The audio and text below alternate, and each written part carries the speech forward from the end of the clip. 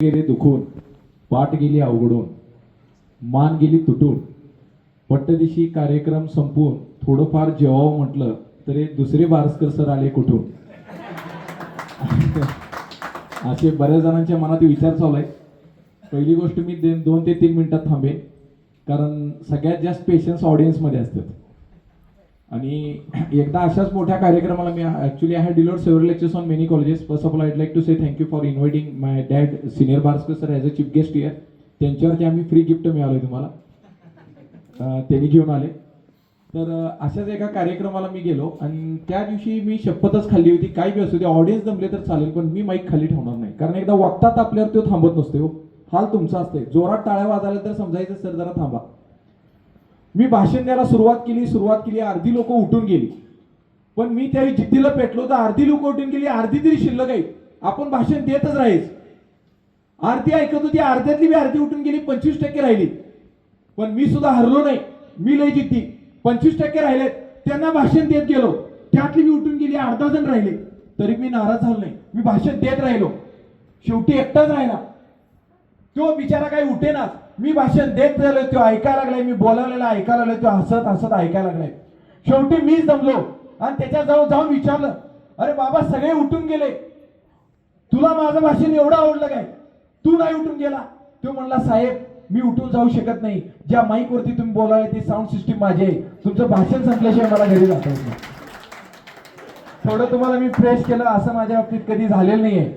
मी ज्या मी 10 मिनिटासाठी माईक घेतलेली आहे, माझं भाषण नेहमी एक्सटेंड गेलेलं आहे. थोडं तुम्हाला रिलॅक्स केलं. मी माझ्या भाषणाची नेहमी सुरुवात करतो, माझ्या जमलेल्या गोड गोंडस देखण्या सुंदर रान फुलानो. माझ्या जमलेल्या गोड गोंडस देखण्या सुंदर रान फुलानो. मी तुम्हाला रान फुलानो याच्यासाठी म्हटलो, की या रान फुलांना काळी कसदार जमीन, योग्य हवामान आणि भरपूर पाऊस ज्यावेळी मिळतो त्यावेळी रान फुलं अशी फुलतात, अशी उमलतात की यांच्यासमोर पुण्या मुंबईचे झेंडू मोगरे गुलाब फिके पडतात. आणि सगळे उमललेले तुम्ही आहात. सो आज ऍक्च्युली गेट टुगेदर मध्ये बोलण्याचा हक्क जास्त तुमचा आणि तुम्हाला टीच केलेले टीचर्स यांचा आहे. आम्ही आणलो नाही तुमच्यासाठी, पण बरेच जण आलेत म्हणून एक जोक वाईज सांगतो आणि मी इथं थांबतो. आता मला असं वाटतं की प्रत्येकाची तुमची मुलं 1ली, 2री, 3री, 4थीत असतील. एक पालक म्हणून तुम्ही त्यांची बरीच काळजी करत असाल. मला पप्पांनी शिकवलं आमच्या, जसं तुम्हाला कॅच इन करून दोन्ही हात धरून गालावरती मारत होते, सेम तसा मार मी सुद्धा खाल्लाय. जशी तुमची 2001 ची बॅच तीच माझीही बॅच होती. तुम्ही इथं शिकत होता, मी नागज हायस्कूलमध्ये शिकत होतो. तर त्यांच्या हाताखाली जे आम्ही इंग्लिश शिकलो त्याचं रूपांतर आज इंग्लिश मिडियम आमची स्वतःची स्कूल आहे, त्याचा मी प्रिन्सिपल आहे. आणि त्याचबरोबर सेमी मिडियमची दुसरी स्कूल आहे, त्याचे माझे भाऊ पाठीमागे आहेत, ते दुसरे प्रिन्सिपल आहेत. म्हणजे त्याचं रूपांतर आज जवळजवळ 800+ विद्यार्थी, 60 एम्प्लॉईज माझ्या हाताखाली तिथं काम करतात. म्हणून तुमच्यातले बरेच जण शिक्षणात पुढे गेलेत अशातला भाग नाही, पण प्रत्येक जण तुम्ही सक्सेसफुल आहात. बिल गेट्स काय म्हणतो, I am not the university topper, but most of the employees are my university toppers. मी जरी टॉपर नसलो तर टॉपर माझ्या इथं कामाला आहेत. तर सगळ्यांनी तुम्ही चांगली खूप मोठी अचिव्हमेंट केलेली आहे, तरी तुम्ही एक टीचरना एक रिस्पेक्ट देऊन तुम्ही इथं बोलता, ही खूप मोठी गोष्ट आहे. आणि पप्पा खास करून गेट टुगेदरला, माझ्या घाटनांद्र्याच्या स्टुडंटचं गेट टुगेदर आहे खास, म्हणजे वेळात वेळ काढून पप्पांच्या आता आमच्या स्कूलवरती सुद्धा रोज लेक्चर असतात. आता सुद्धा रोज 1 तास येऊन टीच करतात. घाटनांद्र्याचं स्पीच आहे म्हणून आम्हाला सुद्धा आपुलकीने घेऊन आले. बघा माझे विद्यार्थी त्यावेळेचे कसे आहेत काय. आज ऍक्च्युली आम्हाला इतका वर्कलोड आहे, आम्ही 15-20 मिनिट जाऊन कार साईडला लावून, झेडपीचे लोक आहेत तिथे, सगळे एक्झाम चालू आहेत, एवढी कामं आहेत ती 15-20 मिनिटात आम्ही आटपून आणि पुन्हा इकडे आलो. एक नवरा बायको असतात, एवढं सांगतो आणि थांबतो. नवरा बायको असतात, पॉझिटिव्ह थिंकिंग बद्दल सांगतोय. नवरा बायको असतात, एक बोका असतो टॉमकॅट, आणि रोज येऊन तो दूध प्यायचा आणि पळून जायचं. बायको वैतागते, नवऱ्याला म्हणते ह्या बोक्याला कुठेतरी नेऊन सोडा. आता बायकोला सांगितलं, मला नवऱ्यानं ऐकायला पाहिजे. तो बोक्याला धरतो आणि एक गल्लीत नेऊन सोडून येतो. आणि ऐटीत बायकी तो समोर येतो आणि म्हणतो, बघ सोडला की नाही बोका. बायको म्हणते, ते बघा कट्ट्यावर तुमच्या आधी आलाय. बोका लवकर वाट विसरत नाही हो. मग असंच पुन्हा चालत राहतं. बायको आणि चिडते, नवऱ्याला म्हणते बोक्याला नेऊन सोडून या. किंवा म्हणते बास आवाज करू नको, सोडून येतो. 4 गल्ल्या लांब सोडून एका तासाभरात नवरा येतो आणि बायको समोर ऐटीत म्हणतो, सोडला का नाही बोका. ती म्हणते, त्या कट्ट्यावर कोण आहे बघा. आणि किचन कट्ट्यावर तो बोका दूध पित असतो. बायको मात्र सारखी चालत चिडते आणि नवऱ्याला बोलवते, म्हणते थुआई तुमच्या पुरुषावरती म्हणते, एका बोक्याला सोडू शकत नाही. त्यावेळी मात्र नवऱ्याच्या स्वाभिमानाला ठेस पोचते. तो शपथच खातोय, ते म्हणतोय एक तरी हो बोका राहील, नाहीतर तुझा बोका राहील. आज ह्याला सोडल्याशिवाय सोडत नाही, आज ह्याला सोडल्याशिवाय सोडत नाही. रागाने नवरा त्या बोक्याला उचलतोय आणि लांब जंगलात सोडायला जातोय.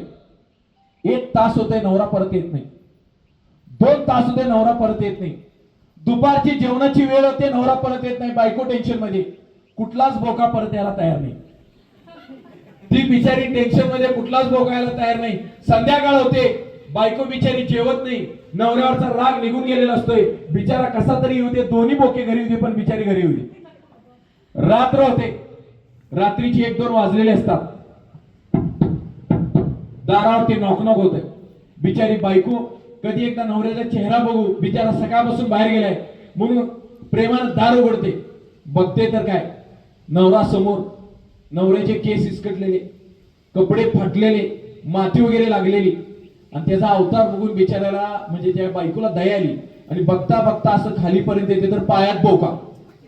हे जी बायको चिडते, त्याच्या डबल नवरा चिडतोय. पहिला आवाज खाली कर म्हणतोय, पहिल्या बोक्याला लिहून हात धुते. बायको म्हणते एवढ्यासाठी तरी तुम्हाला बोका सोडायला सांगितला होता मी. ते म्हणतोय पहिल्या ह्या बोक्याला दूध दे. बायको म्हणते दूध देते, पण काय झालं ते तरी सांगा.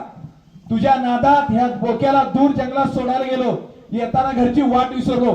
बोका होता म्हणताना बोक्याच्या पाठीमाग घरी तरी आलो बघ. रात्रभर जंगलात बसायची वेळ आली. तेव्हापासून तो बोकाच्या घरचा परमनंट मेंबर झालाय. आणि खास करून तुम्ही आज विद्यार्थी प्लस पालक आहे, एक प्रिन्सिपल या नात्याने एक सल्ला नक्की देऊ इच्छितो. पॅरेंट्स मीटिंग मध्ये माझे बरेच स्पीच होतात. आज तुम्ही तुमच्या मुलाच्या भवितव्यासाठी, खास करून लेडीज डिपार्टमेंट, स्वतःकडे लक्ष न देता दिवसभर उठल्यापासून तुझा अभ्यास झाला का, तुझी शाळा झाली का, त्या मुलापेक्षा तुमचा सिलेबस पाठ झाला असेल शाळेत काय काय नाही ते. म्हणून लक्षात ठेवा, ह्याच्यासाठी आपण पहिले, आजचा खरा जोडीदार कोण, नवरा बायको नाहीये, तुमची हेल्थ तुमचा जोडीदार आहे. तुम्हाला बीपीच्या ह्याच्या त्याच्या गोळ्या चालू झाल्या तर तुमचा नवरा किंवा तुमची बायको किंवा तुमची मुलं हे कमी करू शकत नाहीत. दिवसभरातला वेळ मी फिक्स संध्याकाळी 1-2 तास आमचा मोबाईल ऑफ असतो. त्याच्यामध्ये मी जिमला जातो, ग्राउंडला जातो, तिथं मला कोण नकोय, अलोन. म्हणून ही एक वेळ आहे. आपण सगळेजण, मी तुमच्या रेंजचा आहे, अराउंड 40च्या रेंजला आहे आपण. इथून पुढे तुमची हेल्थ लई इम्पॉर्टंट आहे. मुलगा त्याच्या बायकोवर पुन्हा रूम घेऊन वेगळ्या बेडरूम मध्ये राहणार आहे. तुमची हेल्थच तुमची साथ देणार आहे. म्हणून मुलांच्या एज्युकेशनच्या इतकंही पाठीमागे लागू नका की त्याचा इम्पॅक्ट तुमच्या हेल्थवरती होईल. आजकाल तुम्ही एवढं त्या मुलांच्या आधी गेलाय, त्या मुलाचे मार्क्स बघून तुमची बीपी वाढायला लागली. त्याचा अभ्यास कंप्लीट नाही, ह्याची टेस्ट नाही, नवरा बायको टेन्शन, वाद, रिलॅक्स. वाघाच्या पिल्ल्याला कधी शिकार करायला शिकवायला लागत नाही, तो नॅचरली तयार होत असतो.